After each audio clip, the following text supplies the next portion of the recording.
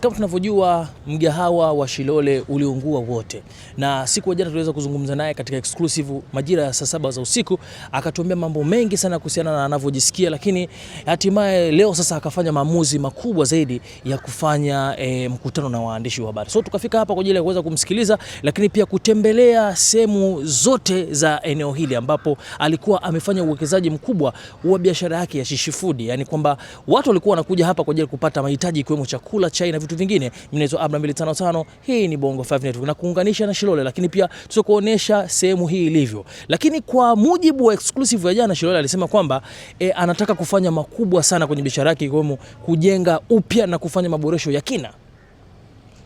Ni tukio litokea muda mrefu, ilikuwa tarehe 29 na leo ni tarehe nyingine. Labda pengine hii ni mara yako ya kwanza kufika hapa, na ulivyofika hapa kama ni mara ya kwanza umechukuliaje hii hali? Inaumiza. Yani inaumiza sana. Sipendagi mara nyingi kuja hapa. Siku hata njia nimebadilisha. Lakini nitafanyaje?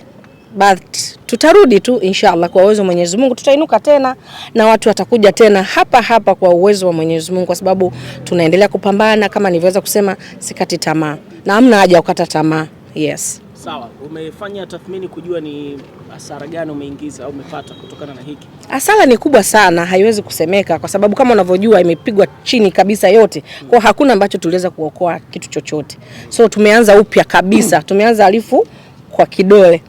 Yeah. Hamna shida. Tunafahamu ya kwamba kulikuwa kuna wafanyakazi walikuwa wameajiriwa hapa ambao sasa hivi hawana ajira. Hivi jumla tu kwa haraka haraka walikuwa na wafanyakazi wangapi ambao tayari wamepoteza ajira kutokana na hiki? Wafanyakazi hapa kwa Dar es Salaam tuko na zaidi ya wafanyakazi 200 na. Yeah. Kwa pishi, wahudumu, walinzi, bodaboda ambao ndio tunamaanisha watu wa delivery. Yaani tuna watu wa usafi, tulikuwa tuna category za watu wengi. Yeah. Okay, na wao vipi hali zao sasa wanavyoona? Ndio maana unavyoona hapa nimeona hali zao ni ngumu, that why nimeamua kuja na njia nyingine kuliko kukaa nyumbani. Hali ni ngumu jamani, nadhani mnajua. Tunategemea maisha yetu ya Tanzania kama mnavyojua. Tunategemea kutoka kupambana kufanya kazi ndio upate kula. Kwa hiyo nikaona ili tusiendelee kuumia, basi ni bora tukaja na Shishi Food Delivery, watu endelee kupata huduma kama kawaida. Shishi, kwanza pole sana kwa ambao amekukuta. Asante. Lakini baada ya matatizo watu wengi waliamini kwamba hauwezi kusimama tena. Ikimaanisha hata kuongea hapa na sisi na waandishi. Wengine mpaka walizusha walizusha nimefariki, yes. Kitu ambacho kiliwafanya watu waogope sana. Kwenye hilo wewe sasa unalizungumziaje? Mimi kwanza namshukuru Mungu kwa kunipa moyo, maana mimi na moyo, Mungu kanipa moyo mgumu wa ujasiri. Hata habari hizo zilizonifikia nilimwambia tu Mungu asante, wamenipa umri mwingi zaidi, kwa sababu Mungu kama anahitaji jambo lake, yani huwezi kulikwepa. Lakini mimi sikati tamaa, kama nilivyosema Daimelda, mimi ni mwanamke ambaye najiamini. Nilikotoka napajua uzuri, maisha yangu wananchi wengi wanayajua, kwa sababu mimi vitu vyangu vingi naviweka kwenye social media. Kuanzia ninapoanza mnaniona nimepitia hapa, nikapitia hapa, nikapita hapa, sijai kuwa na kona. So naamini kwamba kila kitu kitawezekana na tutarudi kivingine kwa uwezo wa Mwenyezi Mungu inshallah. Nataka pole sana kwanza. Asante. Biashara yako ilikuwa ni kubwa sana. Nasema hapo kuna watu zaidi ya 200. Yeah. Kwa mnakuja hapa? Investment iliyofanyika hapa ni kubwa sana. Of course. Nauliza kwamba kwa kilichotokea Shilole, na maana biashara yake ilikuwa haina bima kwa ukubwa ulikuwa nao? Kama ulikuwa nao vipi? Hayo mambo sidhani kama niweza kuliongelea mambo hayo. Unajua mambo haya namna hiyo hayahusiani. Na Sawa, Shilole, nafahamu miaka 8-9 nyuma ulianza kupikia nyumbani na ulikuwa unafanya delivery. Leo hii unarudi kule. Unajisikiaje kwenye hiyo? Ni changamoto, lakini changamoto zinapotokea kwenye maisha ya mwanadamu ni kawaida na unatakiwa ukubali kwamba ilikuwa hivi na sasa iko hivi. Kwa mimi nimeipokea, ni moja ya changamoto na ni kitu ambacho kinanipitisha kwenye sehemu kwamba ninatakiwa kufanya hivi ili niweze kurudi kuwa strong zaidi. Kwa hiyo haya ni majaribu na nimeyapita. Kuna kaka mmoja anaitwa Volcan Dice, yeye anaishi nchini Canada na ni mwanamuziki, amekuja hapa nchini Tanzania.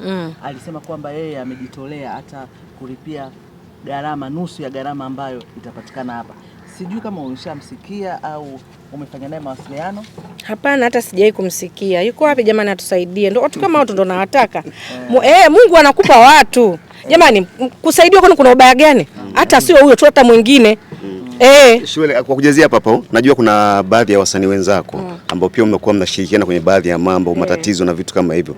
Labda baada ya kupata matatizo haya, ulipata simu kwa wasanii kwa asilimia ngapi ambao walikuwa nakupa pole, wengine labda pengine kwa support? Pole nilipata nyingi tu, sio tu kwa wasanii. Nimepigiwa simu nyingi za pole kwa watu wengi sana wa Tanzania wenzangu wa sehemu tofauti tofauti, mashabiki zangu ambao walikuwa wananitumia hata Insta direct, wenye namba zangu waliweza kufanikiwa kunipigia. Kwa kweli walinipa pole, namshukuru Mungu. Unajua pole sio mpaka mtu akupe hela. Mtu anaponyanyua tu simu yake kusema jamani Shishi pole, na ithamini sana. Yes. Sawa Shilole, unaongea kuhusiana na delivery, vipi kuhusiana na kuifufua Shishi Food kuanza tena kazi? Umeshaanza kuwa na tathmini kujua inahitaji tena gharama gani kuifufua upya na njia gani utafanya? Kuna msaada wote umeahidiwa sehemu yoyote? Nitarudi tu kwa uwezo wa Mungu, kwa sababu kama nilivyosema tunapambana. Kwa hivyo tunaendelea kujichanga, na ambao nawategemea ni nyinyi mnisapoti kama mlivyoamua kunisapoti tangu awali mpaka dakika hii. Kwa hiyo tutarudi tu inshallah, na eneo litakuwa ni hili na tutafanya tena interview hapa ya kuwakaribisha wananchi na wateja wangu kuja kunisapoti katika biashara yangu ninayoamini ya chakula sana. Shilole, mimi natamani watu wajue kwamba ni umejizatiti vipi, kwa sababu sehemu ni hii, mahali ni hapa. Kwa hiyo umejizatiti vipi tena usije ikatokea janga kama ile? Tumejipanga kwa uwezo wa Mwenyezi Mungu, ataendelea kutuongoza zaidi kama tunafanya nini zaidi. Yes. Sawa, neno lako kwa wale ambao wamefanya haya lakini mimi nimewasamehe. Nimewasamehe kabisa. Nimewasamehe, na hata wakisikia kama wapo waliona, basi waambie mimi nimewasamehe na ninawapenda sana. Yeah. Asanteni. Sisi kuna maneno mengine. Wewe hujaathirika peke yako, wengi wamechukua bila hatia. Nazo, asante mdogo wangu. Mimi nimewasamehe sana, lakini kwenye sehemu ya kuathirika, sijaathirika peke yangu, watu wengi wameathirika kama mnavyojua. Lakini ningependa kuomba ndugu zangu wa Tanzania, Tanzania ni nchi yetu ambayo hatuna mali pengine pa kwenda. Kwa hivyo ningependa sana tuitunze amani. Amani ni tunu ya taifa letu.